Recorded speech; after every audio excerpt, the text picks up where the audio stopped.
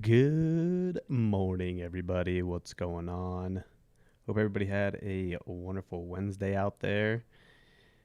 Looks like it was kind of a crummy day here in Denver. Hopefully, it kind of clears up and we can have a beautiful day. Headed out to California tomorrow for a quick trip, which I'm pretty excited about. Give me just a second here. We're gonna go. We're going live on IG as well today.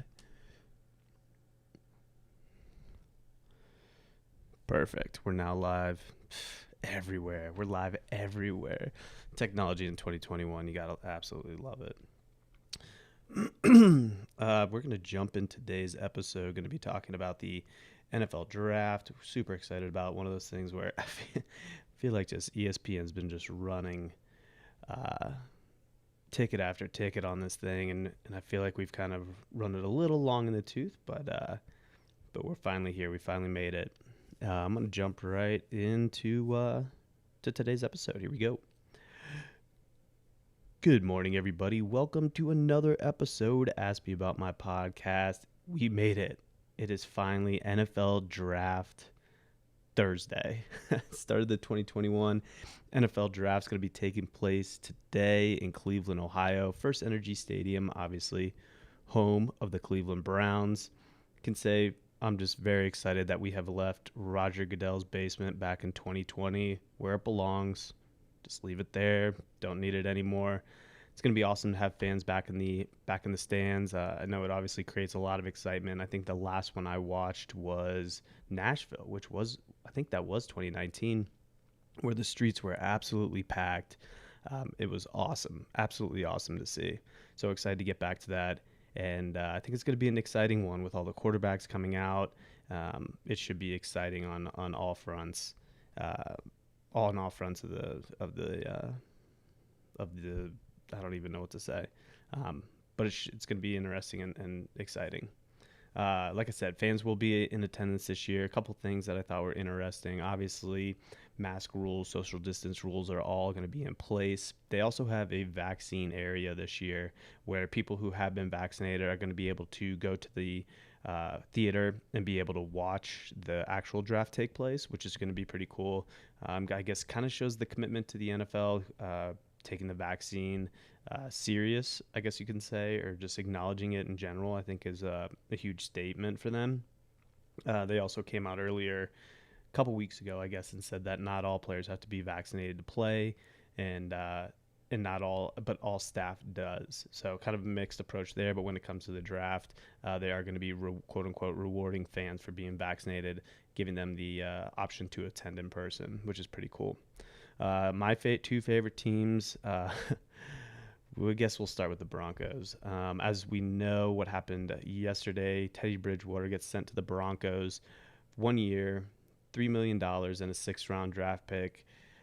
They pretty much picked him up off the red light special out of Walmart, so it'll be interesting to see how they approach that this year.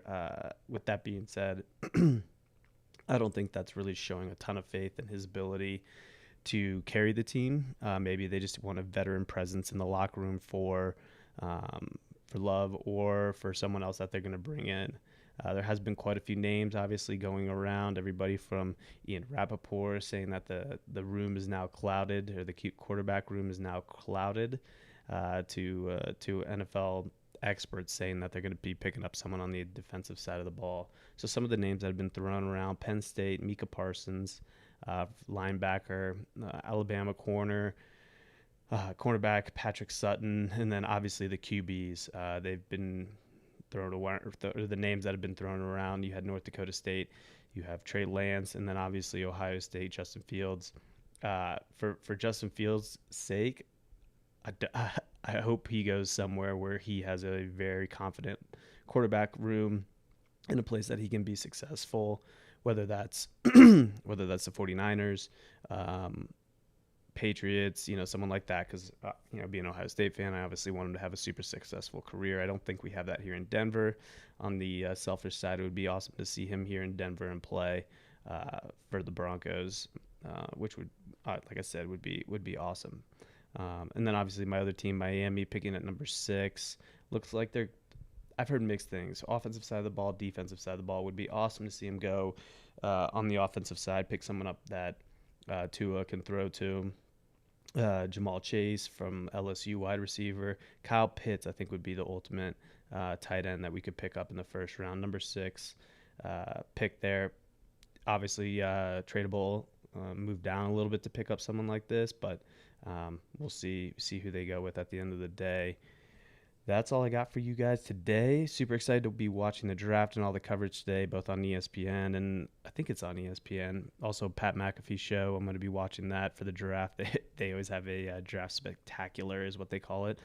Super fun, entertaining, and very informative from a player's perspective. They usually have Pat McAfee, who played in the NFL as a punter. They also have AJ Hawk, Ohio State legend, talking about he also played for Green Bay and Cincinnati. So, two very knowledgeable people about the game. They also have a ton of guests come on. Last time they had Peyton Manning and Marshawn Lynch.